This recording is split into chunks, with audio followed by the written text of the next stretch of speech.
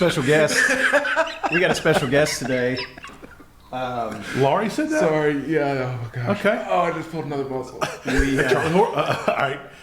The podcast might stop for a minute. Leighton is literally stretching right It's now. okay. Leighton, why don't you share a little bit about your physical journey you were telling us about with your masseuse? Yeah. So I'm kind of at the age now where I have to go get the sports massage every 30 days, and I know biological clock, if you will, It's ticking. as soon as getting louder. as soon as I go past 30 days, I just like sneeze and have a back cramp or Yes. something. It's Yes. just it's pretty bad. Yes. So But when people think about massage, Yeah. Relaxing. no. think about music. No. This is torture.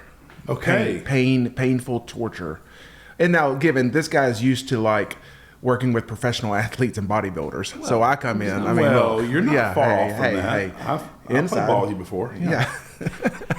3-point specialist. Stretch big. Yeah, stretch big. Yeah. Sam Perkins. But he's not gentle. No. No. He's literally separating all of the tiny muscles you have so they can work like they should. Here's the the question. older Do you we like get. moan when he's doing this? Sometimes I let out a few screams. Yeah. That is- But he tells, he's like, hey, take it easy because you're gonna feel great after this, and I do. I'm like, I could go dunk a basketball, but you feel amazing. It's not carried away.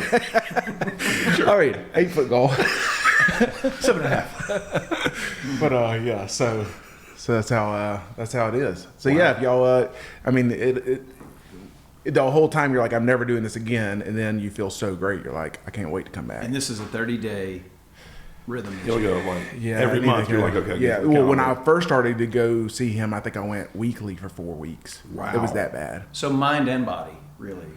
Is this Yeah. something you would recommend for small business owners?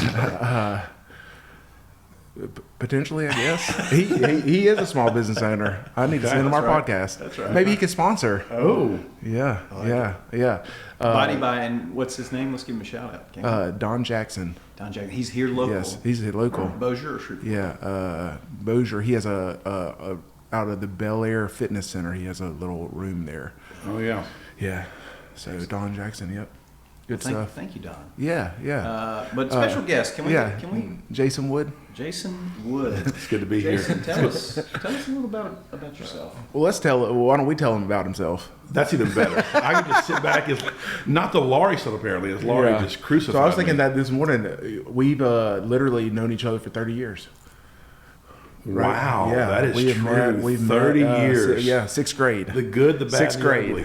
Me and Jason started going to school together in sixth grade. Yep. What's So Calvary Academy. Yep. Calvary Academy? Before they had like football. And, Yeah, before it was like a real school. Or high school. They didn't have high school. I know high They school. did. Yeah. It was really just us there. Yeah, it was us. Yes. So yeah, so What that was, was okay, so take me back. sixth grade. What's your first impression of Jason? What was it? Do you remember what? Well, Jason's dad, and we'll probably get into this a little bit when we talk about Jason's Like 5 minutes into the Jason's trauma. But his dad like had him in basketball lessons from when he was like 1 year old or something. Listen, and when like a a tiger father dad. sees what his son could be, he invests in that stock. yes, And that's what he was doing. yeah. So And I think it was a good So I investment. remember Jason like being a sixth grader playing on the eighth grade basketball team. Okay, yeah. Yeah, Yeah, that's right. And, that's right. I remember that. Well, that's tough because as a sixth grader, physically, you're just not really developed like the eighth graders. Right, like I am now. Like- fully developed, 7 months pregnant. So how did you? So you guys met at Calvary, Uh-huh. and you noticed that his dad was really pushing him towards basketball. Yeah. He noticed I was a star. Let's just Yes. call it what it is. Okay, yes, I did. And so like, I wow, did. look at that Yeah. guy, all 75 pounds of him. Yeah. Now, so did you become friends right away, or did it take a little time? How did that? We became friends. Okay, so we were in middle school together, and then Leighton moved away. Yeah. And then Leighton came back, I think sophomore in high school. Yeah. And that's when things really blossomed. Laurie was right. Yeah, that's when we became good friends. And by good friends, a few things about that. We were hilarious, but we also were a little mean. And we went to church together, and there was one church trip. Before we gosh. went, our youth pastor took us aside and said, "Hey guys, we're going to be together for a week. Y'all got to cool it on the jokes and picking on people." And what was the word everybody said if you said a mean word? You're supposed to say edify. Edify. That's Yeah, right. yeah. That was the We Jason wanted to- Layton rule. We wanted to edify each other. Yes. So this is going to be a beautiful podcast because, and two-parter more than likely. Yes, It'll be a two-parter because we're going to get to track this incredible journey from where you started to where you are today. But let's not get ahead of ourselves. Well, it's funny because, like, you know, I think back to, like, my oldest son's 15 now. Yes. And that's Yes. the age where me and Jason became good friends. And now my 15-year-old is starting to do things that we did. Yes. And it's like, what a turd, you know? And it's like, But can you get mad at him, though? Yeah. But then I think back to, like, we were in Sunday school. We literally, Don't do this. one of our Sunday school teachers, I think he gave up the faith. But we would, I can't remember what we'd do. We'd make fart sounds. We'd start reading words backwards, like we're dyslexic, you know, and he'd be like, no farting while I'm reading scripture. And then we start laughing. Yeah. We were terrible. Yeah, we were bad. We were terrible. bad. Yeah. We didn't hurt anybody physically. No. Yeah. You just tore them Mentally. down. We tore Emotionally. emotionally. A lot of Weird Al in his mom's van, things like that. It's, Weird Al, hey. Musical hero. Not a lot of girls in our high school days. That's one thing that I haven't heard a lot about. Weren't invited to a lot of parties. No. Our parties, our weekends were like just, you know, you've came up with a phrase that you and your friends, you and your bandmates would do instead of said partying. WCF? Yeah.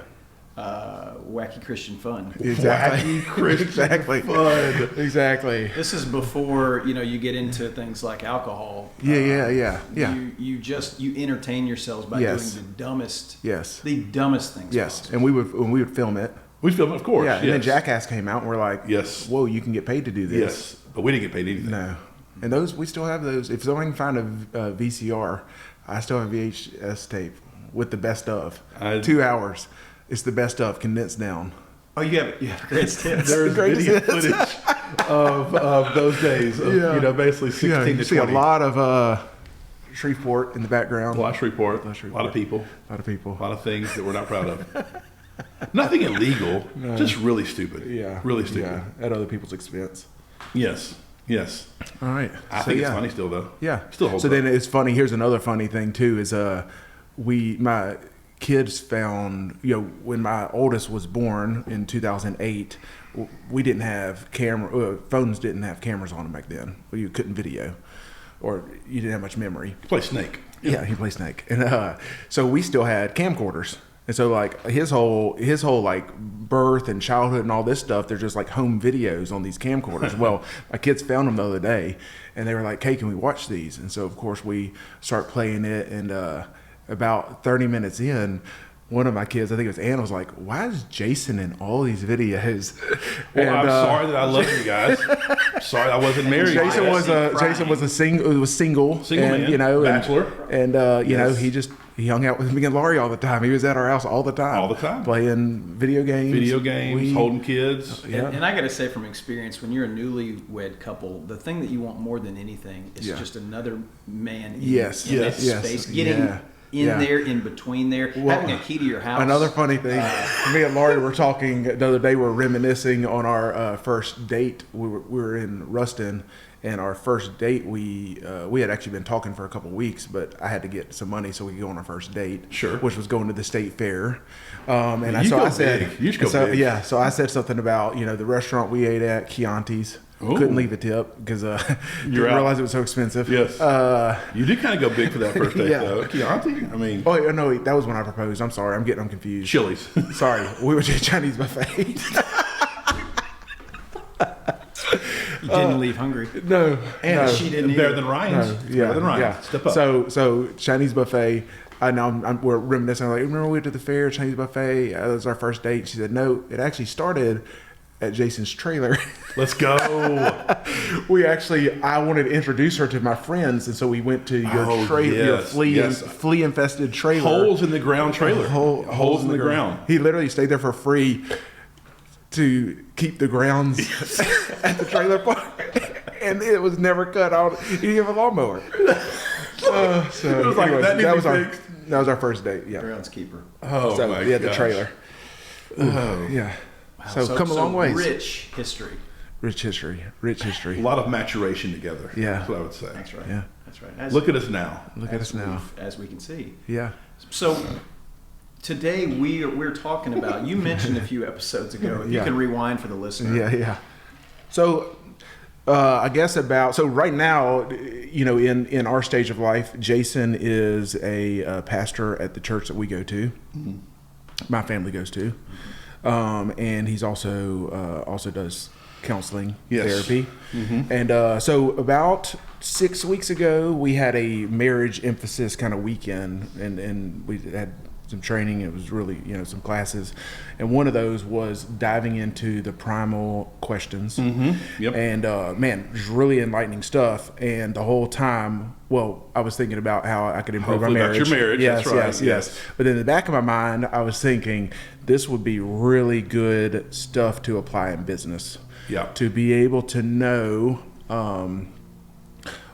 the people on your team, what their primal question is, because really, ultimately, and Jason studied this more than I have, but these primal question, your primal question is really the underlying factor of all the decisions we make. The actions we take, the actions we don't take, the decisions we make, this question is like the filter all of it goes through. So, I thought it was really good stuff. And so Yeah. I was like, how? Now, the guy who came up with this, what's his name? Yeah, it's a Mike licensed Foster. professional counselor, and Mike Foster in California. Didn't we have a politician named Mike Foster? We did. He was a governor Okay, when we were yeah. like growing up. Yeah, not the And same guy. Not the same guy. Different guy. Different guy. I think he passed away. Mike Foster did. Okay, no, not Chase Trail. Mike Foster wrote this book after thousands of hours of research that he noticed in his practice of these kind of themes that people kept coming back to as he tried to help them, grow and recover from whatever they're going through. And it was these 7 primal questions. He said every person. Now, all these questions, if you're a human, are going to like resonate with you because we're all human. Yeah, and these yeah. questions, basically, these kind of arise when, this is the whole therapeutic thing, when we're in childhood, and that question, primarily by our caregivers, is answered with a no or a maybe, or it's unclear. And those questions are unanswered. And what happens for many adults is that question stays, in a sense, unanswered, and what drives us in unhealthy ways. And speaking from a business perspective, as we are on the Busy Smalls podcast, That's right. I want to bring it back. Even as a pastor and with our team at our church, team dynamics are just so essential in leading any kind of organization. And what you see with these questions, understanding that this person's question is this, or it's this, very similar to the Enneagram or Strengths Finder, things like that, really help you understand the motivations and how to communicate and how to maybe avoid some pitfalls with people. Yeah. So, Yeah. So writing this, Mike Foster, is he the lens he's writing it through is purely therapy? Like, it's not a Christian. Is it a Christian thing? So Or is it the yeah. context I absorbed it in was through a Christian- church. Yes. But So he has a Christian worldview, and so Okay. he is coming from that. Okay. But that's not his only foundation for that. That's just kind of a universal thing he has noticed. And really through his research is what it was. He noticed that these kind of 7 questions kept coming up, Yeah. and answering those in the right way help people walk in a healthier manner. And so, of course, from my perspective, a faith perspective, these things are answered in Christ. But there's lots of ways to look at this, and just understanding this, recognizes on your team, Yeah. can be really helpful. Cool. So, Jason, just quickly, for more context of your background, More what context. church do you work at? I work at Covenant Church in Bossier City. We have been going for 13 years now. Me and Leighton helped plant the church together with his brother Luke and a few others. And we meet at Providence Academy in North Bossier. In a few months, we'll have our first permanent facility, which we're really excited about. Very tired from setting up, tearing down. And so, Yeah. we're really excited about that. It's going to be fun. So we've heard about the church, but you're also involved in some other things. Yes. Tell us about that. Yes, I play basketball on the weekends. That's not it? No, okay. Yeah, through my ministry at the church, I am the one who has primarily done the counseling at our church, and over the years grew a real heart for that and began to study that, get more education for that, certification for that. And about 6 months ago, through a friendship with Clint Davis Counseling, he brought me onto their team to start doing that part-time. So I kind of wear two hats. I'm a pastor, and then I'm a counselor a couple of days a week as well. And that's a real joy. Lots of interesting things. Yeah. And you know what? People may not make this association right off the bat, but I do think there's so much parallel in between. If you take a business owner and you think about, both of us deal with a coach, right? Someone who helps us. That coach's role can be very similar to Absolutely. a therapist role. Mm-hmm. And there's a lot of similarities. There's a lot of things that, are addressed in a similar fashion. How do you see your role as a therapist in terms of people's on path for growth? How do you perceive that? That's a good question. I think it's multifaceted. I think there is a bit of life coaching involved in any kind of counseling or therapy, because you want to help people take steps in their life. I think one of the differences between coaching and counseling is many times a counselor will look back to inform how to go forward. For many people, they have to go backwards before they go forwards. And so even these primal questions we're talking about today, in a sense, there is these things that have resonated for decades in the life of an adult, that if they go unanswered, unnoticed, unhealed, it's going to be really hard to go forward in a healthy way, right? Because that stuff's still in there, whether it's trauma, whether it's just bad habits passed down from parents. Because here's the deal, in therapy, it's like, oh, we're bashing parents. Well, no parent is perfect. I parent 3 kids. My parenting is not perfect. Will be a newsflash to them, I'm sure. But, and so we're trying to help people kind of heal from some of those things and learn how to walk forward in a healthy way. So I think it's kind of both. It's looking back and looking forward. If that makes sense. And I think there's so much meat on the bone here for what we're talking about, as business leaders, as people who run organizations, because I think that when you look at either the primal questions or you think about, you just mentioned going back, there's so much wiring that happens to people at an early age. Yeah. And that wiring can be very difficult to undo, untangle some of those knots. And this is part of the self-awareness journey that we've talked about several times already. So primal questions, let's just get into it. Well, because I think part of the issue is you're running a business is this is not a place for you to do therapy. Yeah. This is a place for you to do work. Well, not only that, but I've made the mistake of telling employees, hey, you just can't bring that to work. Yeah. Right? Yeah. It's almost like, hey, you need to, I know that you're got in a fight with your spouse or that your kid threw up in your car, but you're at work now. You gotta turn that off, right? And we can't do that. So there's an avoidance practice. Not only it's expected, right? Yeah. The avoidance is expected. It's like you said, leaving the car. Yeah. Leave it outside. Come here, and this is a safe place. Yeah. Well, and that's the thing too, is, and that's the bigger my businesses get, is the emotional health or the right mental state for my key employees is very important. Yes. It bleeds through the organization. Yeah. And, going through our coach, the coach, do you still see Aaron? Okay. So our coach teaches us, this diagram that really is, we tend to focus on our actions and results, which is above the water. Yes. But below the water is our thoughts, our feelings, and our beliefs. Yep. And so what we tend to do is focus as managers is, hey, let's look at what actions are you taking and let's see your results. And we're not really digging underneath. But isn't that, like, I don't know if that's your job to always dig underneath. Now, kudos to both of you. I know both your organizations. Y'all both try to provide some source of coaching, even mental health for your employees. I've talked to both of you about this, that you want to help any way that you can. At the same time, I think the beauty of these questions for a business owner, they're kind of a shortcut. By understanding these 7 questions, you can maybe without having deep, training in some of this stuff. You can maybe help identify some stuff for your employees and be a bit of a help, and maybe avoid some pitfalls through language, through posture, through the environments we create. Well, what I found is when a employee goes rogue, I don't know how else to say it, but they just kind of give up, or they're not there, they're not hitting their mark, or they're frustrated, or they snap at somebody, or they want to meet and want a pay raise because they're frustrated.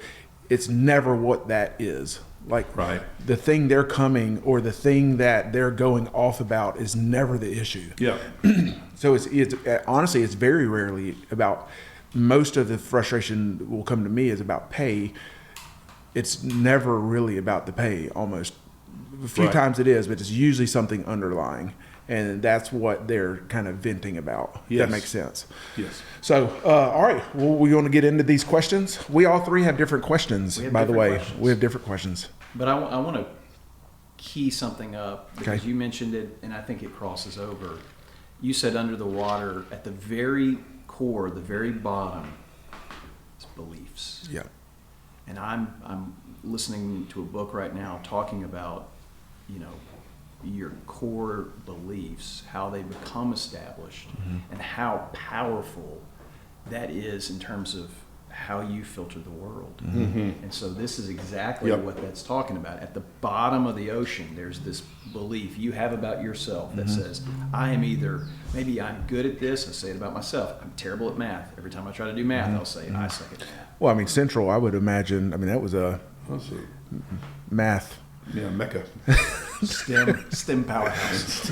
Arithmetics. But at the end of the day, those beliefs about that inform us of who we think we are and what we think we're bad at or good at, that crosses over a lot with these questions. It does. It's all about identity, because identity and beliefs drive actions, always. And we, as you mentioned, we tend to focus on just the actions. And we end up, replacing one unhealthy action for another unhealthy action, because we never get to the roots of the belief and the identity. And so I think, here's another thing too, and this is for another topic, but I think that as business owners and managers, we almost have to create space for some of that. And so like, I know one of the things I'm trying to implement into our like structured meetings is questions or space to dig into that belief, because usually, especially men, when we sit down to meet, it's straight to the results, straight to the results, straight to we're not taking a breath. Yeah. Hey, tell me something good that happened last week. Yeah. Or what, you know what I'm saying? And and to be fair, results are what drive you. Everything. Yes. Right? I mean, that's, if we're going to sit and talk in some kind of context. It's well, for you, because I know your question. Well, that's right. Spoiler Shots alert. fired. What are our results? What are we getting? How are we doing? What's the scoreboard look like? Yeah. So results are huge, but I think what I'm learning right now in here is that you got to go back, you got to uncover those beliefs, and you got to see what's in that belief is driving you this way or that way, up or down, left or right. Well, and you think this is the difference between, I think, long-term and short-term growth.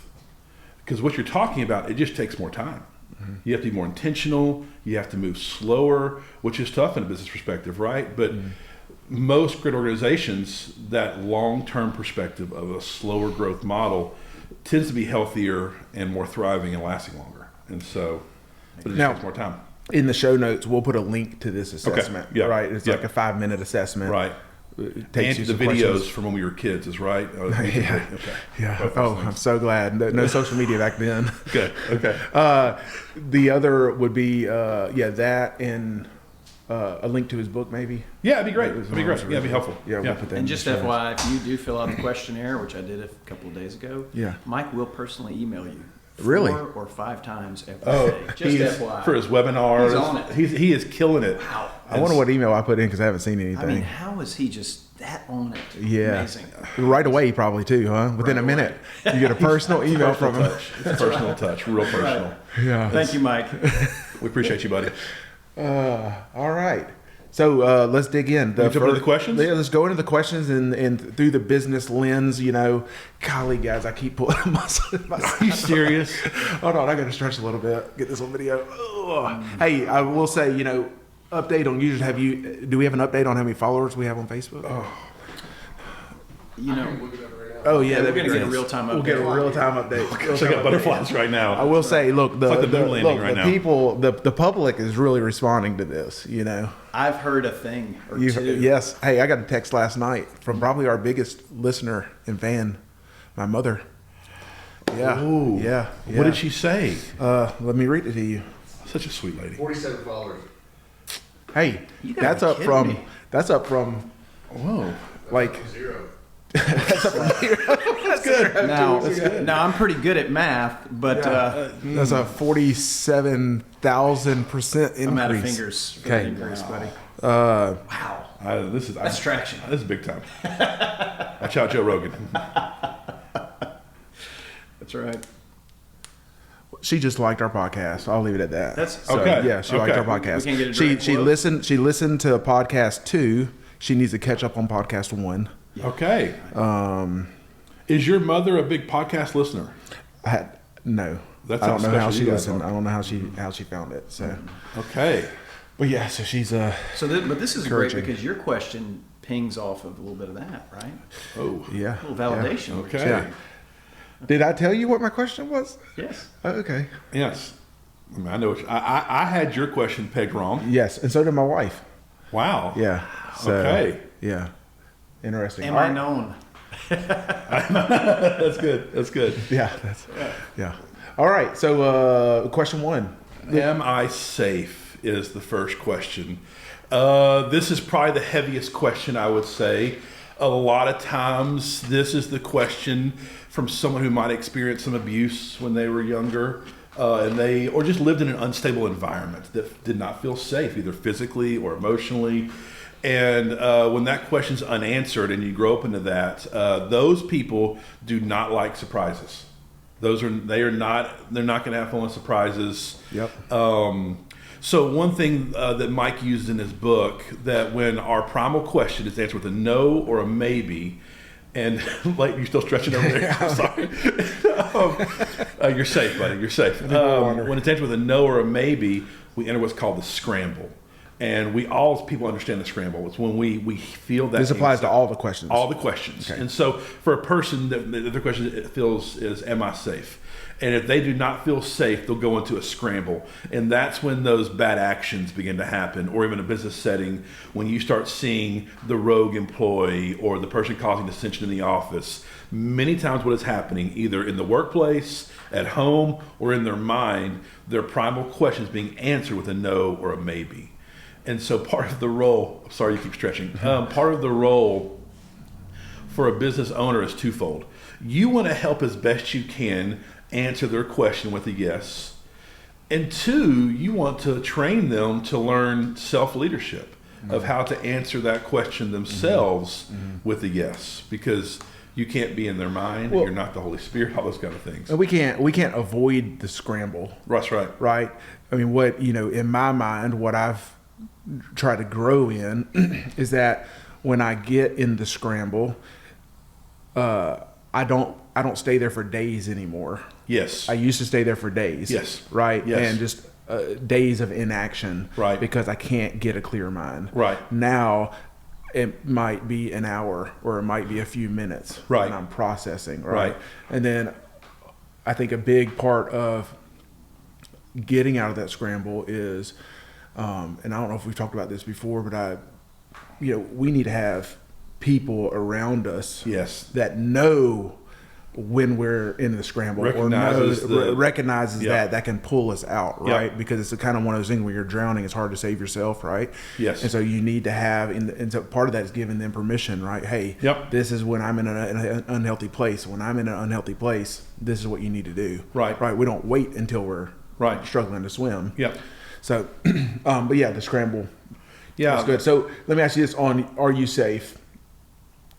Is it a physical safety? I mean, is that part of it? Is like like the work environment safe, or is it Is my world about to be turned upside down? Like, It can be both. Okay. It can be an emotional safety and a physical safety, depending on what that person's experience is.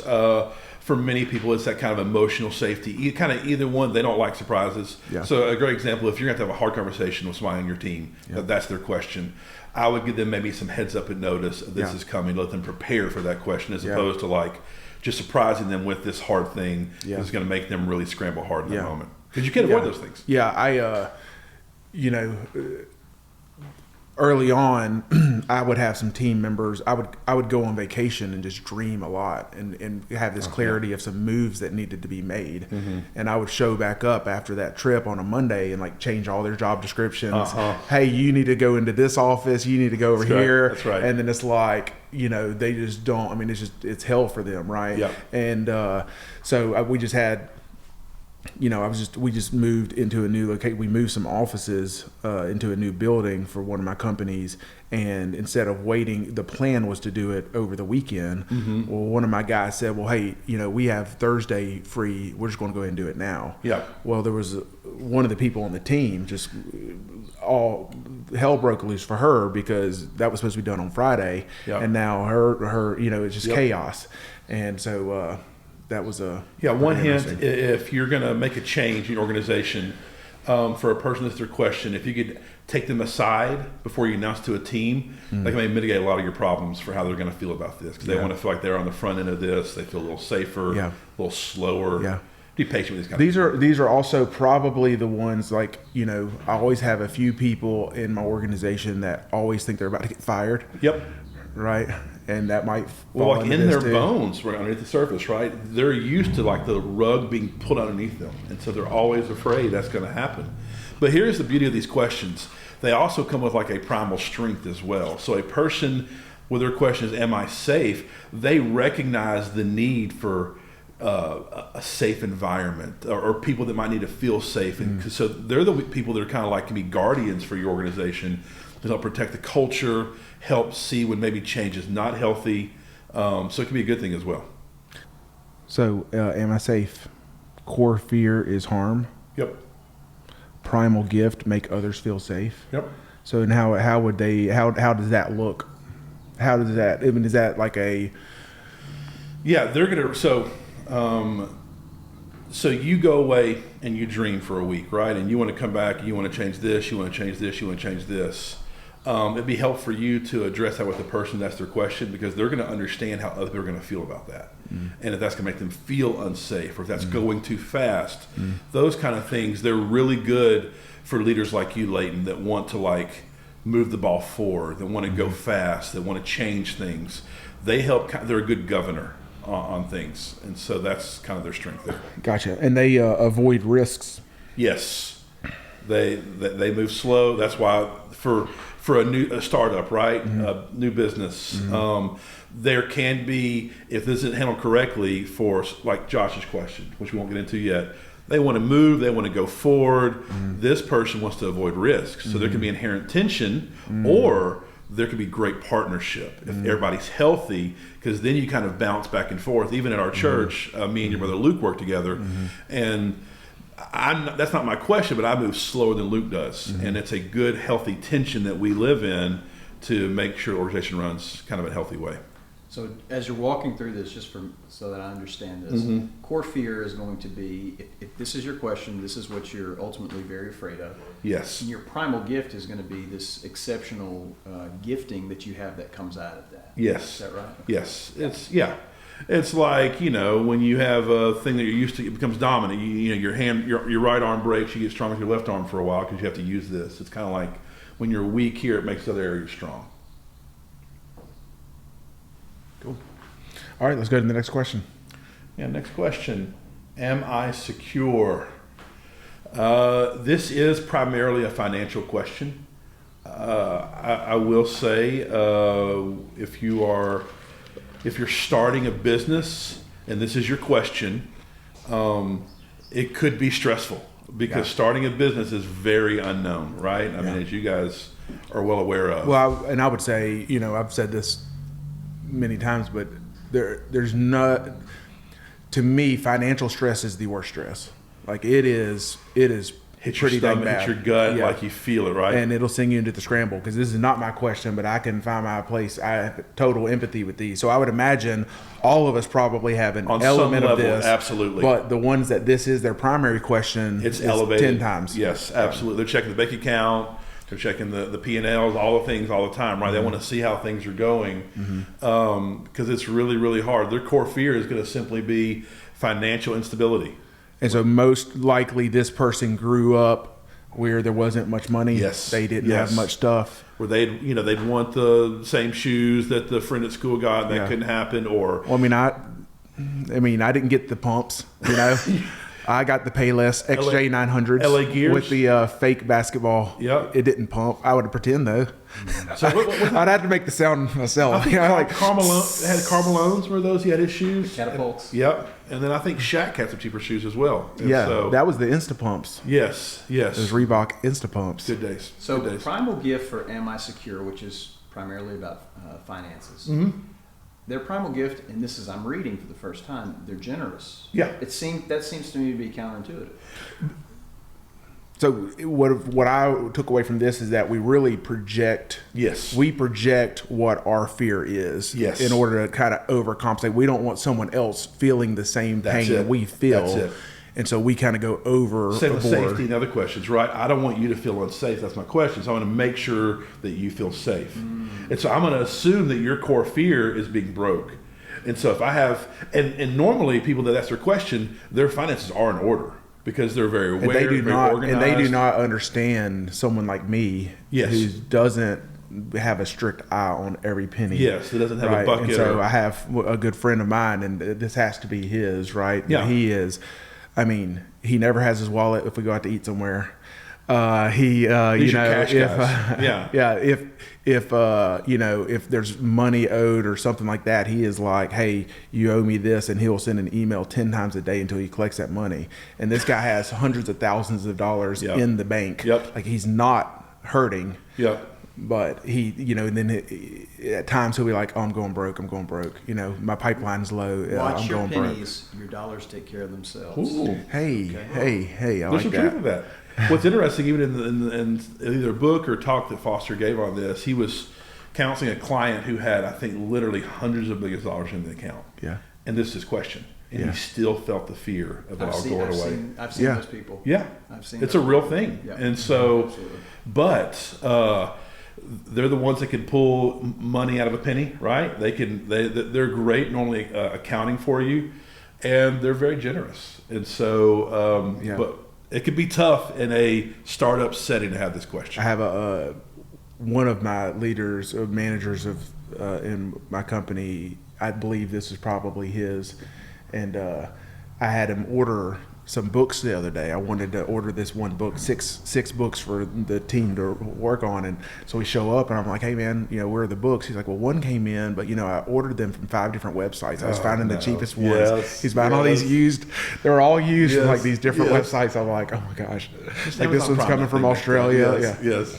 So I'm looking at the screen Mm-hmm. now. Am I Secure has a primal avoidance of hoarding money and controlling people. What is the primal? What That's does that great. mean? It's the thing you do to avoid the pain of the no.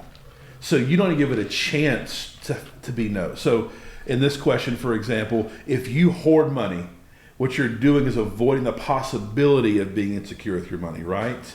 And you just hoard it and avoid ever the chance. And if your question is, am I safe? You never take a risk. It's how you avoid it. Because if you don't risk, you won't be unsafe. And we all have this within our questions. And as you walk through these and you find your question, like, oh, yeah, that's, and we'll get to mine in a minute. And I can, when I see the avoidance, when I see the core fear, it's like, ooh, that really resonates. Because here, especially in the West, we want to avoid pain, do we not? And avoiding pain is a fool's errand. Pain is going to be part of life. Pain is growth. And it's learning how to operate in the midst of the pain in a healthy way that lets us begin to thrive. So if one of these are your question, the primal avoidance is one of those. It's kind of the wake up call for, hey, when you label or notice yourself doing this, Yep. this is why you're doing it. Yep. And perhaps this can be unhealthy. Yes. Okay. So, in Lane's scenario, they're ordering the books, and he's trying to avoid the company going under with money and trying to put this aside. He's trying to avoid that pain of that happening. Mm-hmm. And so this is where a healthy environment can say, hey, we have money. Mm-hmm. We are secure. Mm-hmm. And this is also part of this too, is having these, what I call primal truth statements that we then begin to encourage each other with as we have this community you talk about, even Layton on your team, and that we share with each other. Like, so this is your question. You remind yourself that I am secure. And even from a faith setting that even I have, I would draw it back to if my faith is in Christ. He provides for the birds in the air. He clothes the grass in the field. How much more will he take care of his kids? And so I am secure in that setting. Yeah, I think a good thing, just thinking through this out loud, but I would think if you have someone on your team, am I secure, that one way to help ease this tension would be to have a clear growth plan in the company, right? Is to say, hey, here's what your future looks like in this company. Yep. Is, at year one, or if you go get this certification, then I'm going to give you a pay raise, or this is how the future looks for you. So those first two, safe and secure, they're kind of anti-risk takers. They're going to ones that go slower, that want to protect. You have pioneers, you have developers, right? Mm-hmm. Typically, a business starter is going to be a pioneer. They want to take new ground, they want to start new things, but you got to have developers who will take things slow, protect the organization, protect the culture, protect the money. I mean, in a real black and white kind of way. Cool. All right. Question three. Am I loved? Am I loved? That sounds so sad when you say it like that. Like that's your question. If that's your question, I want you to hear this. You are loved today. Yeah, you're loved by us. You're loved by God. Well, I didn't ask permission, but this is my wife's question. Okay. And this was a good, going through that marriage, talking through that this was good information to know. And I probably, if I looked, I probably could have narrowed it down to this one if I read it all. Okay. But how has that affected you? I'm going to turn the tables now. Gosh. How has that affected you as a husband as you've tried to, knowing your wife's question is this, how have you loved her better? Well, I'm not sure if I have. But we'll go it is awareness. It's awareness. There is awareness now. Yeah. I think it's more of if I see her in the scramble, being aware of this is probably what got her there. Okay. And so, core fear there is to be dismissed, be unheard, be unseen. Oh yeah. I can imagine being married to the great Leighton Allen. That'd be tough to walk in sometimes. Yeah. Yeah.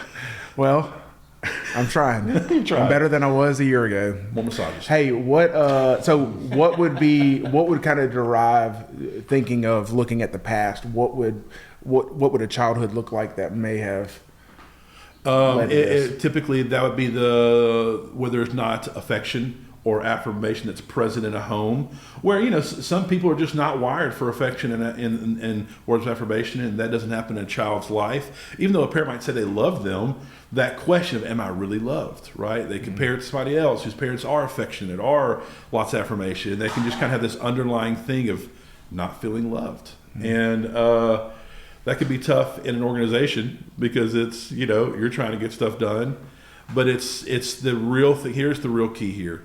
It's to make people feel seen and not just be a number on an Excel sheet, right? I think that's really tough in a business setting, that they're not a cog in the machine. They're a person with unique gifts, unique talents, a unique voice that you want to invite into that, those kind of things. Yeah, I think, in an ideal world, the companies I envision having is a meritocracy, right? And that, ultimately anybody in the organization can criticize up the ladder. Best idea wins. Right.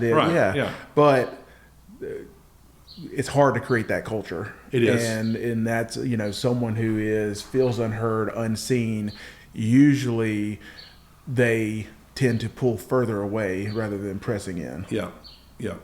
This is when they tend to withdraw, right? They tend to kind of shut down, because remember, their superpower, so to speak, is that they love and see others well. And so this person can create great relational harmony on a team because they see the person that's not seen. They love people well. This is probably, if I had a second question, this would be my second question, I feel like. And this is the person who tends to lift the spirits in the room. And so it's a great strength. So when you notice them being down, being kind of withdrawn, you can know that something is not being answered correctly there. Mm-hmm. Well, again, as we go through this, I've got lots of things going through my mind, but one of the things is now as I'm thinking about people that are on our team and I'm replaying their actions, and you're understanding a little bit more that, hey, this may be coming from a deficit rather than a positive place. Yes. Yep. And that's pretty groundbreaking for me. Yes. And it's hard because we can't always be the ones to like make up the deficit. Well, you would say for that person in the office that's loving everybody and that's just being this person, you're thinking, oh, they were just naturally gifted with this love in their heart, right? But you're not thinking, oh, where's this coming from? Yes, is this coming from a different place, right? You're thinking everything's great, but the reality may be, I need to lean in harder towards that for them. Yes. Yes. So that's got me right now. Well, I think these people too are the ones who tend to give. They're giving of themselves. They're caring for others. They're loving. They're bringing the basket to the person at work who had a sick day or whatever. They're that kind of person. And what happens a lot of times is they give and they give and they give and they give and they give and they give and they're never seen and they get bitter and they scramble. It's kind of like when Dwight goes to work for Office Depot. Yes, and they notice that the plants are die. dying, everything's messed up because he's not around. Yeah. And so you think Dwight's question is, am I loved? It's very possible. Very Could we do an episode on the question for each office character? I think that would be Michael very good. Scott's question is, am I loved? Or am I wanted? Am I wanted, yeah. You may have all of them, to be honest. It's like this beautiful diamond. We can see it all.